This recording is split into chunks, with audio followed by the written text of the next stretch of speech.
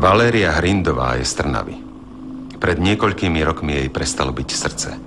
Netlklo niekoľko minút. Lekári ju zachránili, no potom skolabovala ešte raz. Jednou nohou už bola na druhej strane, ale vrátila sa. Dnes je medzi živými.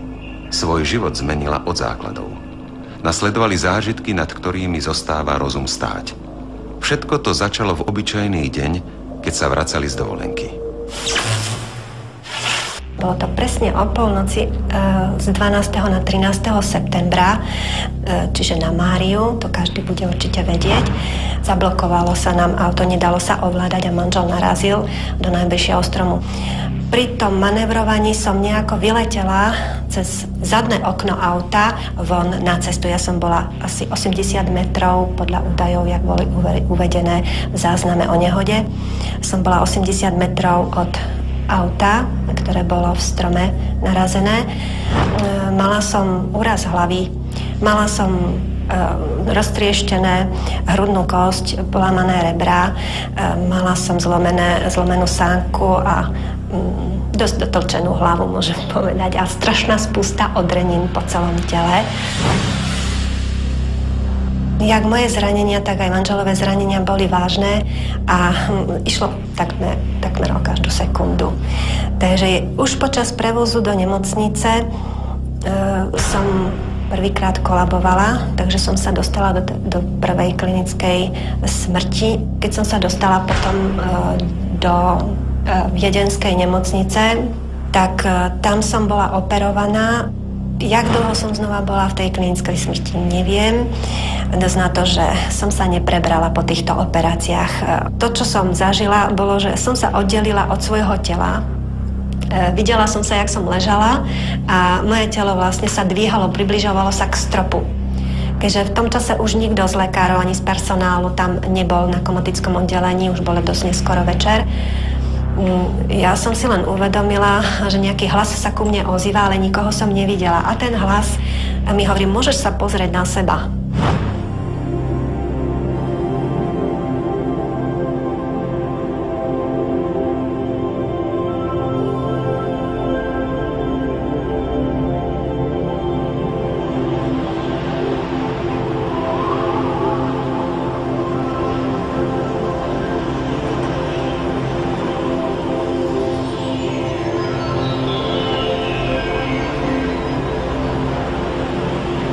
Uvedomovala som si množstvo vecí, ale nebala som sa toho, nemala som z toho strach.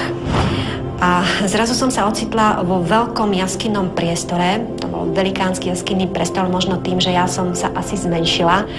Ale pre mňa to bol obrovský priestor. Na tej terase bolo jedno jediné kreslo, ktoré bolo akoby kráľovský trón. Bolo zlaté, ornamentované.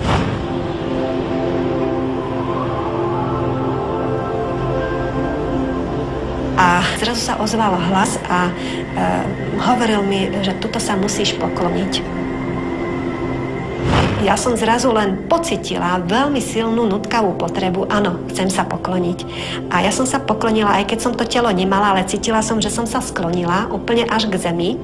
A vtedy mi bolo povedané, že nenaplnila si, čo si mala v tomto živote, musíš sa vrátiť späť. A čo som nenaplnila? Taká prekvapená som z toho bola, že čo to vlastne malo byť. No nenaplnila si svoje poslanie, pre ktoré si išla na zem. Ja som rozmýšľala, že čo sa mi tu vlastne odohráva, kde som, čo to vlastne je. A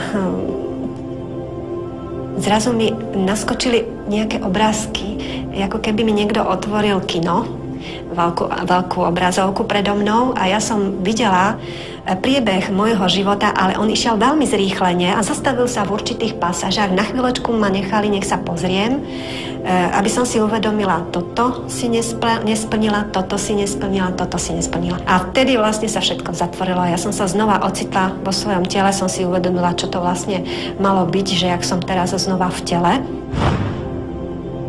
Po týchto zážitkoch som si začala skladať mozaiku týchto spomienok a tak ma napadlo, no ja keď mám ešte niečo v mojom živote absolvovať, Pane Bože, však nemôžem byť na vozičku, to sa nebude dať zrealizovať. Vtedy som si uvedomila, že ja sa pohľadom môžem sústrediť na kríž, ktorý bol nad dverami vstupu do tej miestnosti, kde som bola na komatickom oddelení.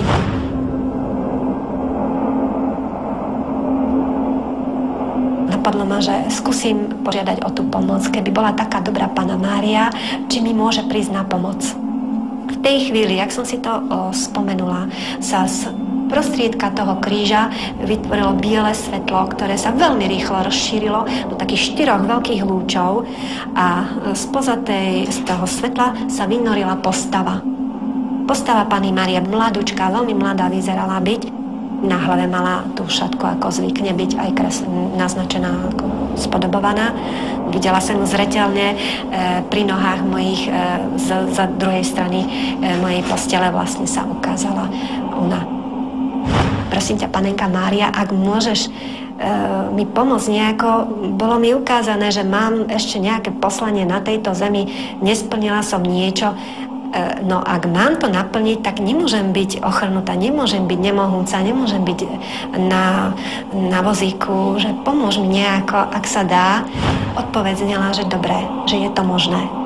A ona sa predo mnou rozplynula. To svetlo sa stiahlo späť do toho jedného bodu a zmizlo.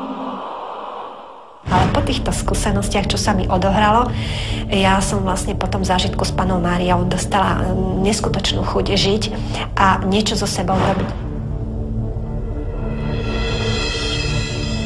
Je zaujímavé, že neukázali sa mi žiadne iné scény z môjho života. Tiež som bola ako dieťa roztopašná a všeličo som zle urobila ako deti a predsa len bolo mi vytknuté to, čo má súvislosť s Božími zákonmi. Takže tieto veci som sa snažila dať do poriadku a snažím sa žiť vlastne teraz už vo viere aktívnej, čo si od tej doby vlastne aj snažím naplňať a žijem ako katolík aktívny.